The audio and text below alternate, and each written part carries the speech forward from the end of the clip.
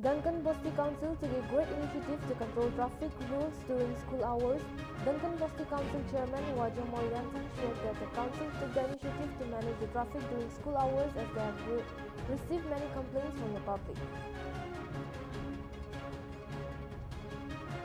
The Old Semi Student Union, in collaboration with several other organizations, organized Day 3 mass rally in Zuribodo on March 10 to demand the immediate upgradation of Kelorshi Polytechnic Atorzu into a full-fledged engineering college.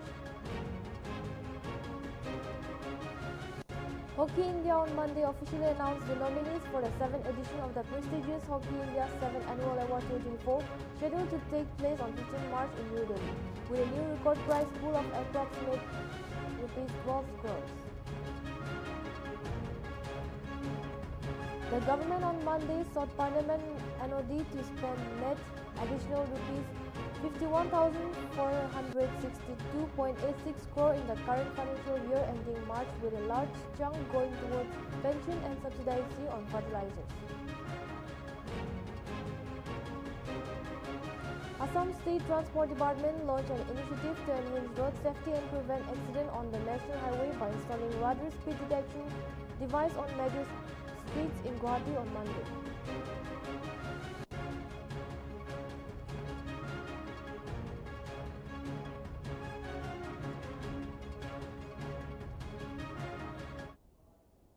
Hello and welcome to Nltv English Prime Time. This is Janchan Kasar, and now let's look into the news in detail.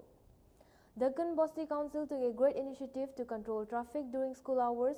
Speaking to Nltv, Duncan Bosti Council Chairman Wajama Yantan shared that the council took the initiative to manage the traffic during school hours as they have received many complaints from the public that students get late for school because of traffic.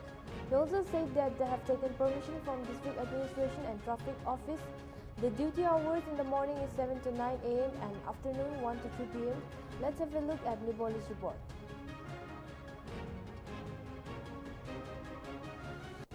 I'm going to get the council for duty Kuritakato, especially the student and Garniamigan boarding area, boarding area, some that the Bansta colony, Amigan, a local meeting Gorigina, Dangan Council, a local meeting Gorigina, do traffic carney. Only the school timing. School timing there, morning there, 7 to 9, evening 1 to 3. Itu American heavy vehicle. Itu kongke no injury de American kori bole. American this logo tebe log korise. Aro Dimapur Traffic Commissioner. American tai dujon le request kora nisna tai kan American ke. Aro thik ase. Itu phal ase. Itu apiyan kori be ko karni. Aro tai kan traffic personnel be tai kan detail kori na ase. Yade itu de Amlikas Junction. Dade nije de boarding bridge te dade traffic personal that ase to ami kan traffic kan motop kori gina to kali school timing de ami kan to kan motop kori ase to sir apni kan edu initiative laro kira start hoise aru kiman deri jawalis na last week ami kan meeting loise aro ami kan signboard bit bohai gina ase dade aro yede bit signboard ekta tibula ase aji bare start kori ase to edu continue enega jai thakibo. Sir, do ni apni kan ma edu initiative laro apni kan council kan lai majude hi kuriwo lesna ni youth organization dali youth kan aro pichide future de help kura apni kan ge aste edu ami kan sob move for jabo eta do starting ase to ami kan boarding area laka pasta colony council aro ami kan Duncan Bosti council to olop starting to ami kan kiba kura ase so let's see.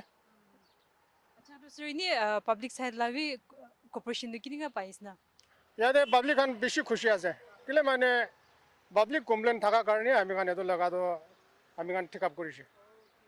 Acha sir apni kan ma inga initiative loina inga duty kan kuris na aro makan jene ki Dimapur town area regla noina apni kan question ninga colony school areas or colleges areas kan traffic bi bishi ho jai na to apni bi ki message convey kormon jaise public noli alak council kan ge acha ami edu gobole thaka to eta Dimapur dole to traffic problem to bishi ase every corner eta to kale down he noy সেইটো কাৰণে আমি খান কোন তেনেকুৱা problem থাকে আমি খান help কৰিবলৈ তো traffic Khan always ready the administration also' তো আমি খান তাকে লগতে কোঅপাৰেট কৰি কিনে এইটো ট্ৰাফিক লগাটো আমি খান কাউন্সিল পৰা হ'লে কণ্ট্ৰল কৰিব পাৰে কেলে মানে আমি খান এইটো কৰাটো হ'লেতো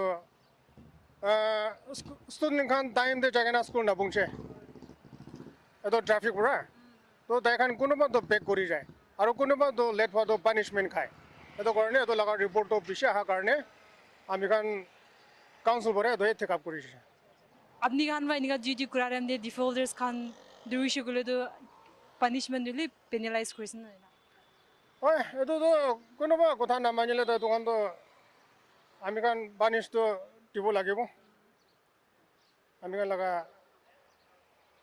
কি ৰিজলিউশ্যন আছে কি এইটো আমি খান ৰুলছ বনাই ৰাখি আছে এইটো ফ'ল' কৰি দিলে ভাল আছে কেলে মানে এইটোতো জেনেৰেল পাব্লিক কাৰণে আছে আচ্ছা তো sir ni আপনি কাউন্সিল সাইড তো ইনি কিবা একটা মেসেজ কনভে কৰিব মন গৈছে পাব্লিক খানগে আমি পাব্লিক আগে ক'বলৈ মন হোৱাটো এতিয়া কলনি হ'লে বি কলনি কাউন্সিল পৰা কি ইনিচিয়েটিভ লৈ ল'বি এইটোতো জেনেৰেল পাব্লিক কাৰণে আছে এইটো কাৰণে এইটোখনতো পাব্লিক কাম পৰা বি এইটোখনতো আমি খান লগতে কোঅপাৰেট কৰি কিনা আমি খান অথৰিটিৰ পৰা কি ৰুলছ বনাই আছে এইটোখনতো ফ'ল' কৰি দিলে ভাল আৰু এইটোখনতো আমি খানকে কি ৰুলছ বনাইছে তো মানিলে ভাল আমি কাৰণে ইয়াতে এটা কাউন্সিল পৰা ডিউটি কৰি থকাটো especially the student We'll be right back after a short break.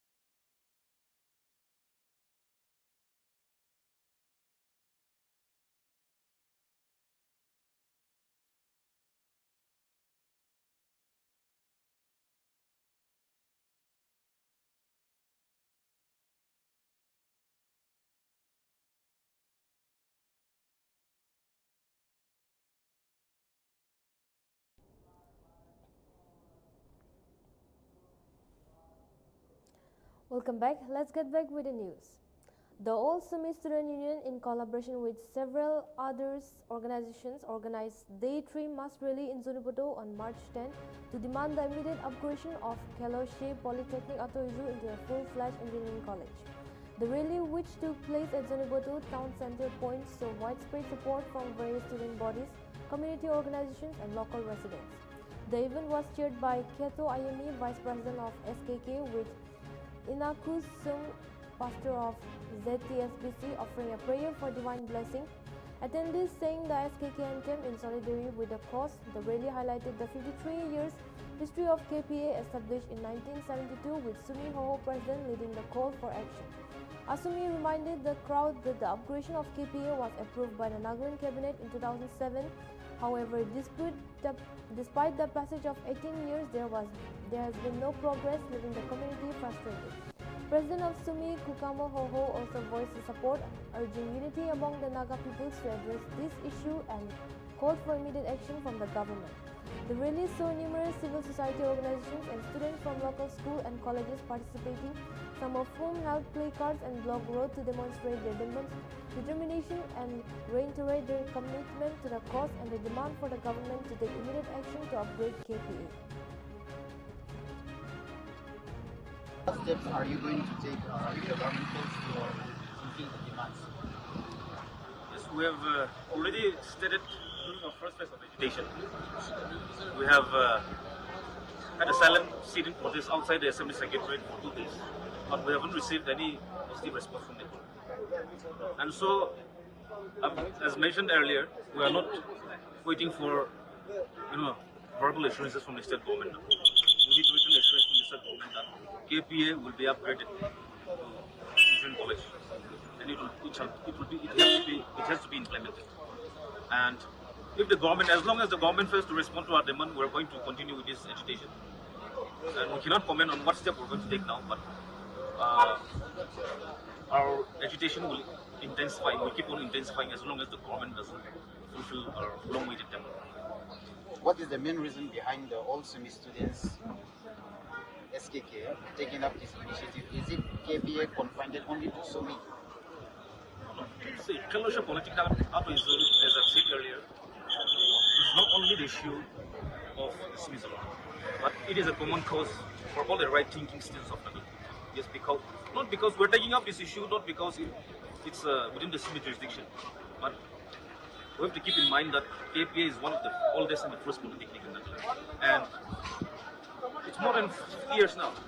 And so it's high time that there should be a proper established engineering college in Nltv. That's what we're fighting for. Not because it's within the jurisdiction. Yes.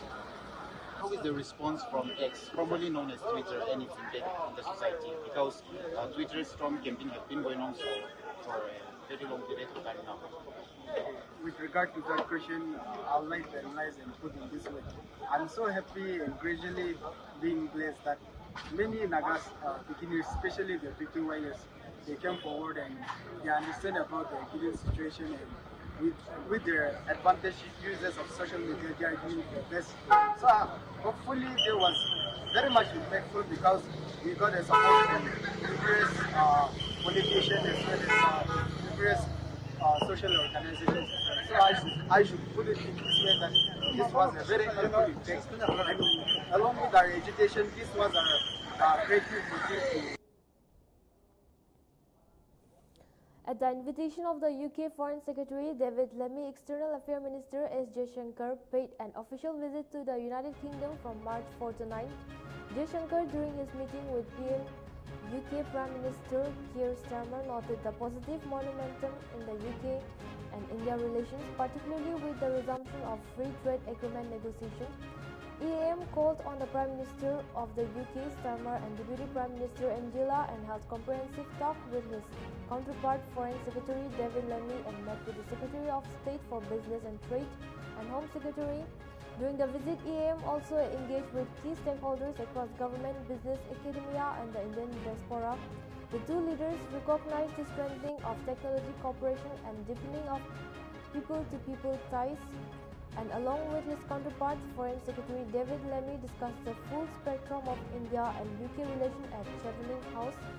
They revived progress on the new Roadmap 2.0 being discussed by the two sides that will impart fresh energy and new momentum to the comprehensive strategic partnerships. They also exchanged views on regional and global developments, including the Ukraine conflicts, West Asia, Bangladesh, and the Commonwealth. Both leaders interacted with Chevening scholars from India, recognizing the crucial role that education and youth play in fostering stronger bilateral ties. Jaishankar also inaugurated India's consulate at Belfast in Northern Ireland. EM inaugurated the Consulate General of India in Belfast, Northern Ireland, in the presence of several distinguished local dignitaries. The opening of the consulate marks a significant step in strengthening India's presence in Northern Ireland, facilitating enhanced trade, business, technology, and educational linkage. Jaishankar interacted with India students currently studying at Queen's University in Belfast and discussed their aspirations. And EAM inaugurated the Consulate General of India in Manchester, the fourth India consulate in UK, fulfilling a long-standing demand on the Indian diaspora and strengthening India's diplomatic outreach in Northern England. The ceremony was attended by Deputy Prime Minister, FCDO Minister for Indo-Pacific, Deputy Mayor of Greater Manchester, and MP of Stockport. There was great enthusiasm that the new consulate would help enhance trade, cultural, enhance people to these ties, including to the realm of sport. During this meeting with the Deputy Prime Minister, EAM acknowledged their support in the establishment of the consulate in Manchester and also interacted with Minister of the Indian Community and business leader, and also therefore the visit reaffirmed the strong ties between India and United Kingdom injecting fresh momentum into the India-UK Comprehensive Strategic Partnership.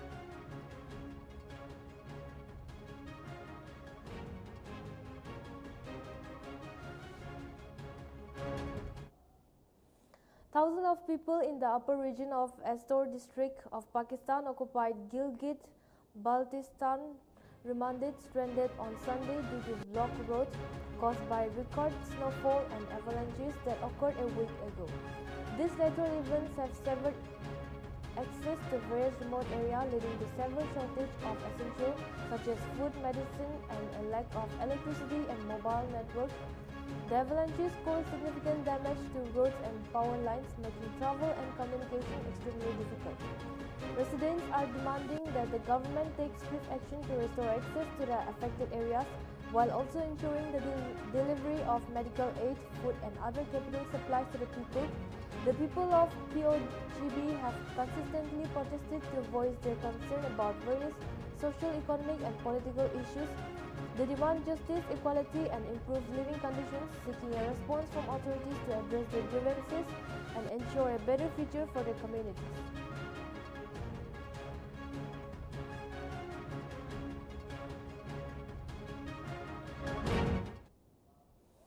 A massive fire broke out in Harangajau market in Assam's Dima Hasao district on the early hours of Sunday, reducing over 100 shops and several hours to ashes. The total estimated loss is expected to exceed ₹1 crore according to our sources. The fire started around 3 a.m. and spread rapidly due to its intensity. Despite immediate response from the Harangajau Fire Brigade, the blaze continued to rage uncontrollably. Additionally, fire tenders from Barkala, Haflong, and Chachar were later deployed to contain the inferno. While the fire has been brought under control, the entire market has been reduced to ruins. Residents and shopkeepers suffered significant losses, with their livelihoods now uncertain. Authorities have launched an investigation to determine the cause of the fire. Further details are awaited.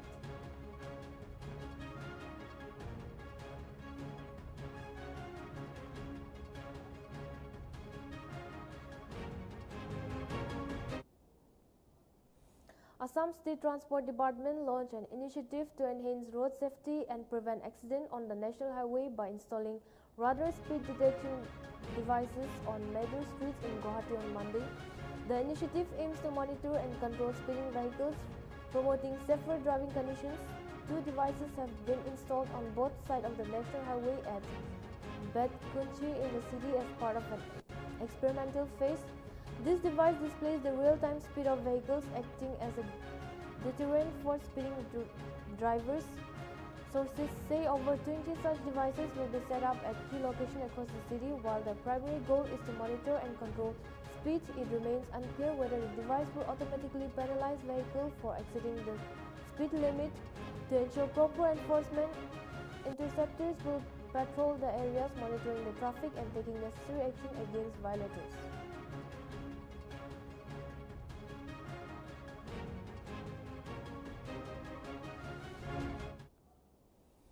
An earthquake of magnitude 6.4 on Richter scale jolted the Jan Mayen Island region today at 8:03 a.m.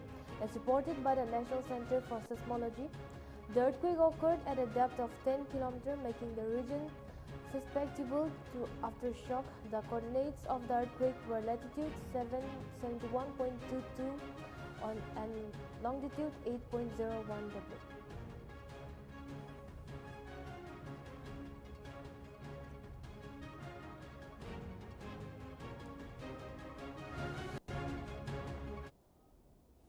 Congress MP Shashi Tharoor on Monday said ASHA workers, despite being the frontline workers, were not getting paid enough and pointed to their situation in Kerala.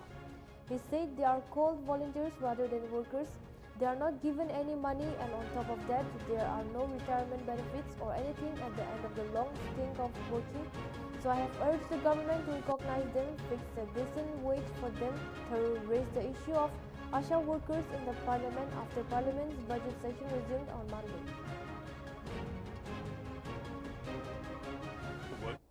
This is a very, very sad story. You know, these ASHA workers are working 12, 14 hours a day. They're getting trivial. In Kerala, they're getting 7,000 rupees a month, and that too, their wages are not paid for months on end. It's a really shameful situation. These are the people who are on the front lines. They'll go to a mother and labor at midnight. They will go and deliver medicines during COVID to elderly people. And look at the way they're treated. They're not being paid. They're not being recognized. They are called volunteers rather than workers. They're not given any money. And on top of all of that, there's no retirement benefits or anything at the end of a long stint of working. So I've called for the government to recognize them, fix a decent wage for them, and at the same time, help them. Tomorrow there might be new COVIDs, there might be new diseases, new drug-resistant illnesses coming up. Who are going to be the heroes who are going to come to our rescue? It's these poor, unsung ASHA workers. Give them help. That's what I really want. This is a very, very sad story. These ASHA workers are working 12, 14 hours a day. They're getting trivial. In Kerala, they're getting 7,000 rupees a month, and that too, their wages are not paid for months on end. It's a really shameful situation. These are the people who are on the front lines. They'll go to a mother and labor at midnight. They will go and deliver medicines during COVID to elderly people. And look at the way they're treated. They're not being paid. They're not being recognized. They are called volunteers rather than workers. They're not given any money. And on top of all of that, there's no retirement benefits or anything at the end of a long stint of working. So I've called for the government to recognize them, fix a decent wage for them, and at the same time, help them. Tomorrow there might be new COVIDs, there might be new diseases, new drug-resistant illnesses coming up.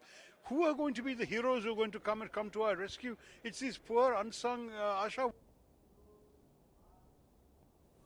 Mark Carney won the race to succeed Justin Trudeau as Canada's Prime Minister, vowing to win the trade war against US President Donald Trump as he takes charge of the country at a time of deep instability.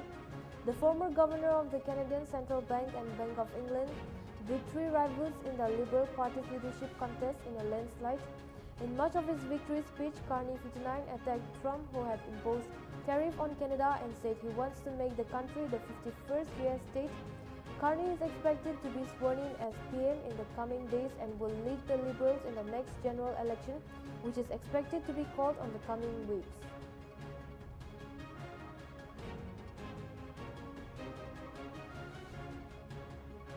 My government will put into action our plan to build a stronger economy, to create new trading relationships with reliable trading partners.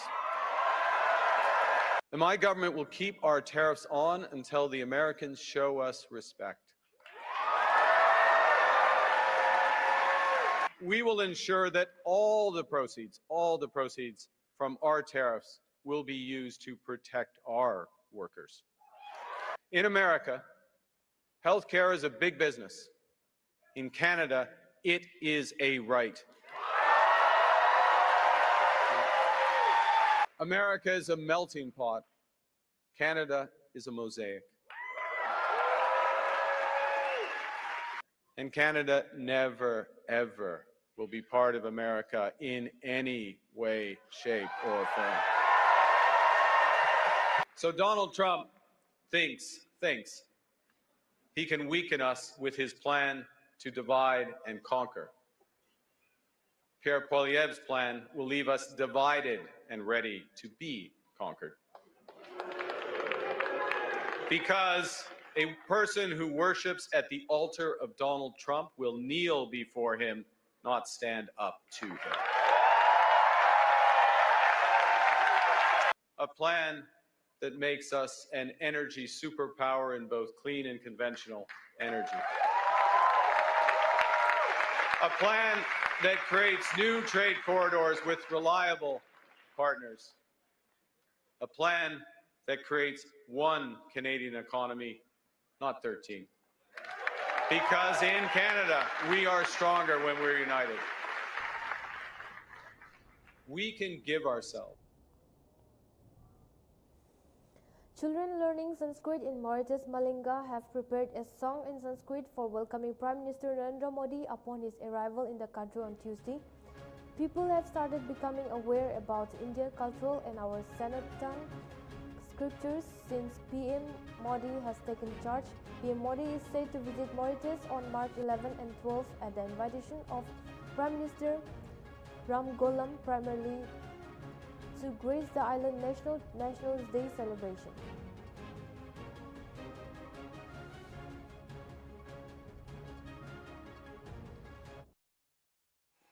we welcome Modi ji and his delegation. And of course, Modi ji's visit this time is something exceptional, historical, because see, we have a new government, and his presence now at this point in time is that he has come to reinforce, revamp the strategic, political, cultural, diplomatic relations that we have between Mauritius and India. And as you are aware, 70% of the Mauritian population approximately is of Indian origin. We have our roots in India. So why shouldn't we be happy to welcome him and experience what all he has to share with us? And what do you believe could be the most impactful outcomes or agreements to be signed during this visit, sir? You know, it's very difficult to preempt. We can speculate. And your foreign secretary has already hinted on some issues that can be some elements of the MOUs and everything that will be discussed. So that will be between prime ministers, both prime ministers. However, when speculating, we feel we'll have many MOUs being signed in the advantage, in the benefit of Mauritius, and these MOUs will definitely be a sort of win-win for both parties. So I know how close we are with India, and how India likes Mauritius, and how exceptionally it goes out of its way to help Mauritius. So I'm sure a lot of things will happen. MOUs will be signed, cultural, diplomatic, commercial, trade, tariffs, call it by any name, they will all be discussed, and I'm sure we'll come out with more projects for the Mauritian developmental projects, infrastructure projects for the Mauritian community. Maritime security is one of the areas where Foreign Secretary also mentioned that the two countries will sign agreements maritime security. How much beneficial this could be for Mauritius in the long run, especially there is contest between two major powers in this region. When you say major powers, you mean? India and China. India and China. In the Indian Ocean. Indian Ocean. So let me be very precise about something, and you'll be happy to learn about it. See, the world over, how many oceans do we have? 5 or 6, right? The only ocean bearing the name of a country is the Indian Ocean. So if India doesn't have a right, a privilege, a sort of not really control, but India doesn't have we call it a droit de regard, a sort of right to see to it that the Indian Ocean is safe, secure, peaceful, then which other country? So China is coming with its presence in so many ports. So Delhi has to come up with the maximum of. In Dhalai district, Tripura, a civic action program was organized by the initiative of Ambassador's CRPF 140th Battalion. In this civic action program, today's CRPF Jawans distributed 20 solar lights, 6 carom boards, 6 football and volleyball sets among the tribal villagers, NGOs and school students. Along with this, CRPF Jawans also distributed carom board and football and volleyball among the people of BRU refugee camp. The event was attended by Commandant Munna Singh of 140 CRPF Battalion, Assistant Commandant PRJ, Deputy Commandant P. Ramesh, along with school teachers and village heads. CRPF Commandant Munna Singh said that as a part of the civic action program, CRPF Jawans often distribute sport equipment and daily necessities among the villagers. All the tribal villagers were happy to receive sport equipment and solar light at this event.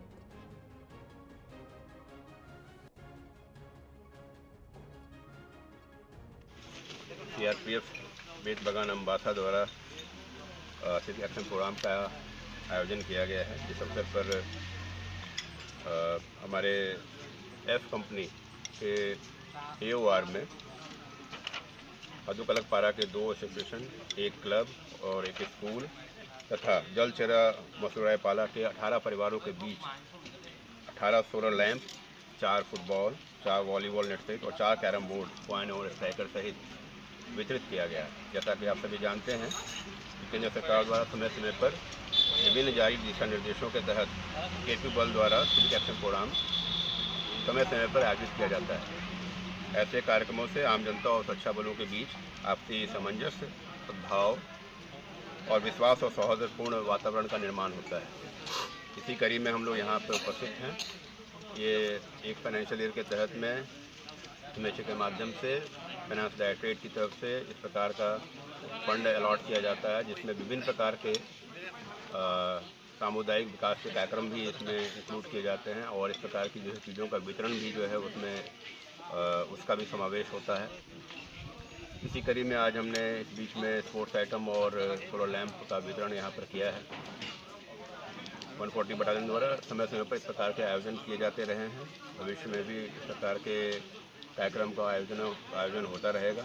आज ये पहली कड़ी है जिसके तहत में वर्ष 2025 में हम लोगों ने वर्ष 2024-25 का जो आपका फाइनेंशियल ईयर है उसके तत्वावधान में इसका आयोजन यहाँ पर किया है।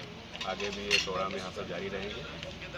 140 बटालियन के कार्य क्षेत्र के जो है विभिन्न AOR के विभिन्न गाँवों में और विभिन्न क्लबों को हम इससे लाभान्वित करते रहेंगे।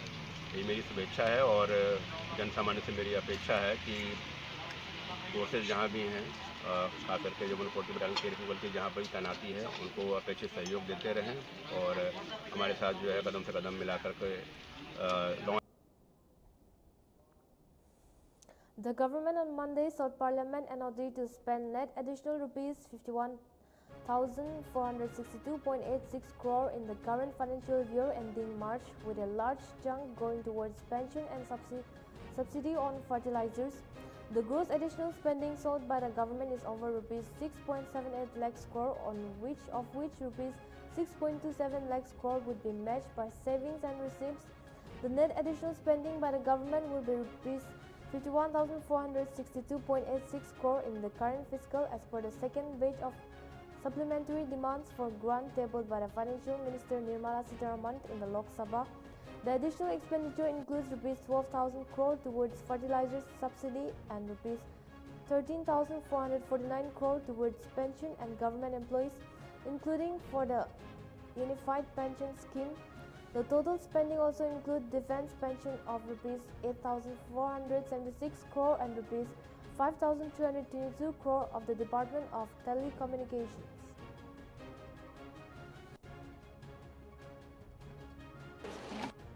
Shrimati Nirmala Sitharaman.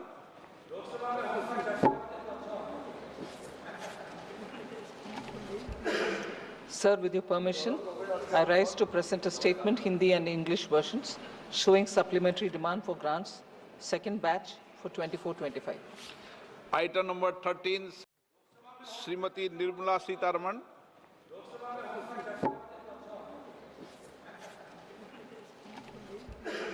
Sir, with your permission, I rise to present a statement, Hindi and English versions, showing supplementary demand for.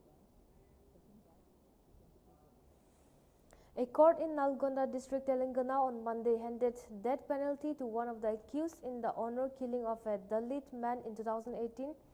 The court awarded capital punishment to Subhash Kumar Sharma, while 6 other accused were sentenced to life imprisonment. The killing of Pranak Kumar, 23, who had married an upper caste woman in Nalgonda district in September 2018, had sparked outrage in the state. According to the prosecution, on September 18, 2018, 8 persons, including the woman's father and her uncle, were arrested in that turned out to be a case of controlled contract killing of rupees 1 crore.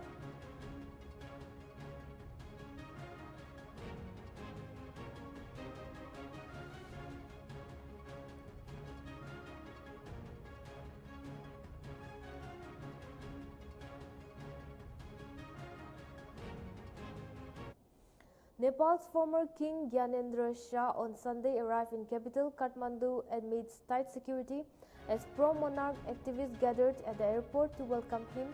As soon as Gyanendra landed at the Tribhuvan International Airport from Pokhara on board in Shimrik air helicopter, hundreds of localists, including leaders and cadres of pro-monarchist Rashtriya Prajantranta Party, started chanting slogans in his favor. The crowd carried placards with slogan and hundreds of loyalists riding motorbikes carrying Gyanendra's picture and national flags greeted him on both sides of the road outside the airport.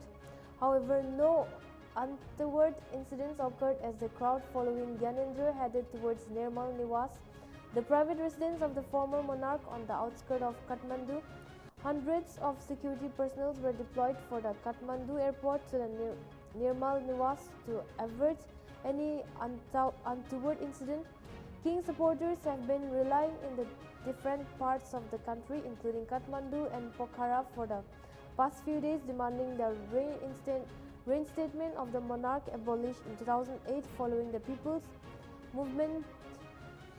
Koirala, a popular Bollywood actress who is also the granddaughter of the first elected Prime Minister BP Koirala, on her social media requested all the Nepalis to gather at the Kathmandu airport to welcome the former monarch.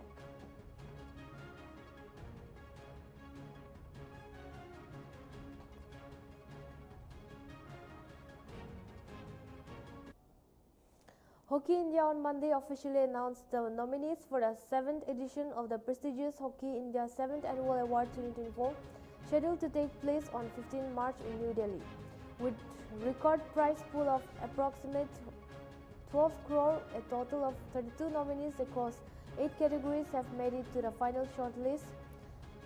The nominees who have made notable contributions to the sport throughout the year will be recognized and celebrated during the ceremony. This year's Hockey India Annual Award will be held on 15 March, commemorating the 50th anniversary of the India men's hockey team's historic World Cup victory on the same date in 1975, their first and only title to date.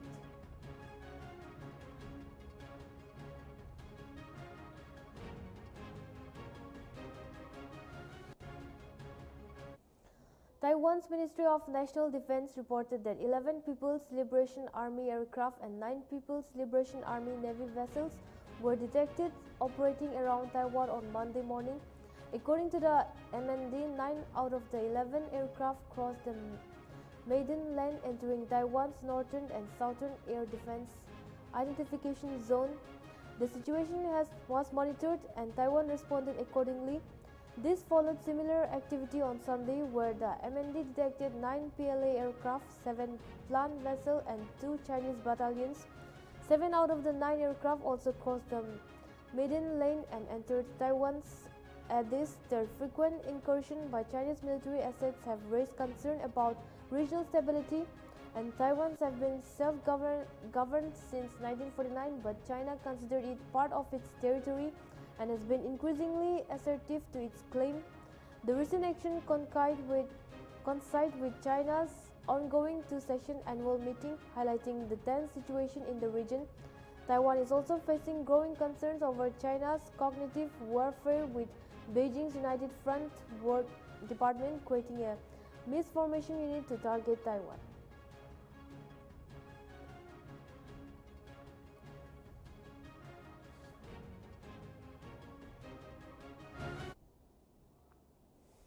On Monday, Tibetan Youth Congress workers take a protest outside the Chinese embassy in Delhi to mark the 66th anniversary of the Tibetan National Uprising on March 10, 1959. The protesters were seen holding Tibetan flag and placards demanding freedom for Tibet. They chanted slogans as people detained them and placed them into DTC buses. One of the protesters expressed, "We are protesting for Tibet's freedom.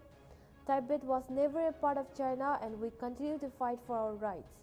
The protest commemorates 1959 uprising when Tibetans across the region defied China's illegal occupation. This movement led to over 1 million deaths and forced the Dalai Lama into exile. Tibetan president in exile highlighted the significance of the uprising, calling it a turning point in Tibet's history. He also reminded the world of the harsh conditions Tibetans face under Chinese rule, including restriction on language, religion practices, and forced cultural assimilation. Tsering emphasized that despite these challenges, the Tibet people remain committed to non-violence, resistance, and dialogues.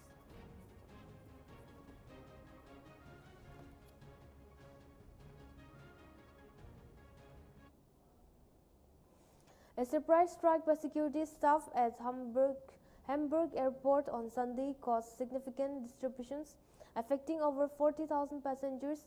The walkout, announced with only 30-minute notice, took place just ahead of planned strike at 13 other German airports scheduled for Monday.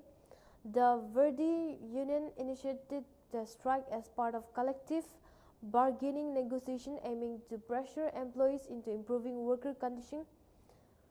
Key demands include better health and safety measures, improved vacation policies, enhanced bonuses, and more control over doctor selection for medical exams. The strike highlights ongoing labor dispute as workers push for better conditions across Germany's aviation sector.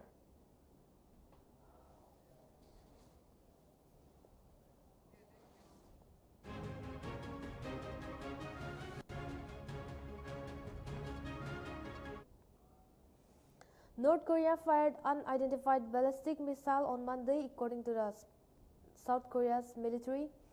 The N flew towards the Yellow Sea. The South Korea Joint Chief of Staff increased surveillance and remained on high alert, coordinating closely with the United States. The missile launch comes as South Korea and US troops have resumed their annual joint military drills called Freedom Shield. These drills were temporarily halted after an accidental bombing last week. Two South Koreans KF-16 fighter jets mistakenly dropped bombs outside their training range in Pocheon, injuring 29 people, including 15 civilians. South Korea's Air Force chief issued a public apology, stating the incident was caused by pilot error and should never have happened. North Korea has strongly condemned the joint drills, calling them a preparations for invasion. North Korea officially warned that South Korea and the US would pay a horrible price for their provocative action. This development follows earlier missile tests by North Korea in February, where they launched strategic cruise missiles to show off their nuclear capabilities.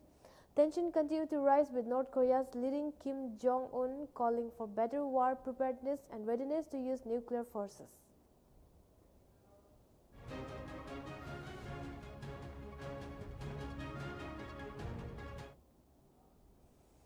On Long Island, New York, fast-moving brush fires driven by strong winds spread across large area on Saturday, creating thick smoke and prompting evacuations.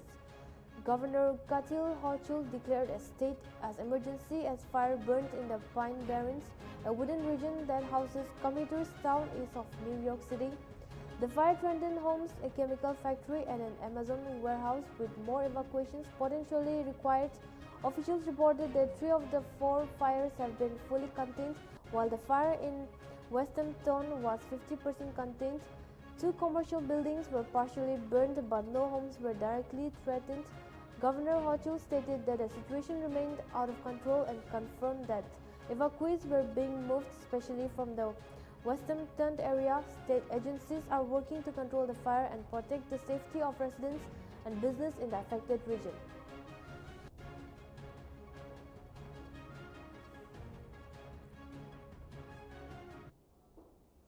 Elon Musk, CEO of Tesla and Starlink, issued a warning on Sunday that Ukraine's entire frontline defense system would collapse if its Starlink system were to be turned off. Musk reaffirmed to Starlink as the backbone of the Ukrainian military and expressed frustration over the ongoing war. He criticized the prolonged conflict, claiming that it had reached a stalemate where Ukraine could inevitably lose. This statement follows Musk's earlier comments accusing Ukraine President Volodymyr Zelensky of seeking a forever war with Russia.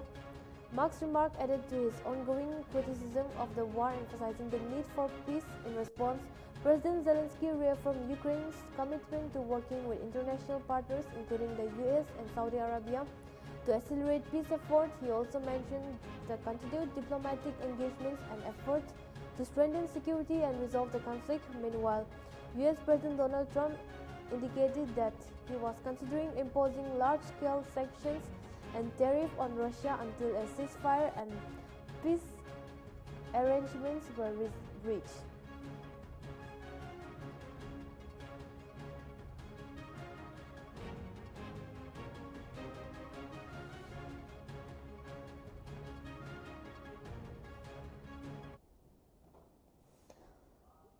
Ahead of the 2025 IPL season, England battled Harry Brook is set to face a 2-year ban from the tournament after pulling out his contract with Delhi Capitals. Brook, who had made himself unavailable for the second consecutive season, issued an apology to the franchise and its supporters. In a social media post, he explained that he needed to fully commit to preparing for England's upcoming series, including the Test series against India in June and Ashes later in the year. Brook, 26, had previously withdrawn from the 2024 IPL edition following the death of his grandmother. Under IPL rules, any foreign players who make themselves unavailable after being selected at the auction faces a 2-year ban from the tournament unless injured. Despite this penalty, Brook emphasized that his priority remains playing for England, particularly during his crucial period in his career.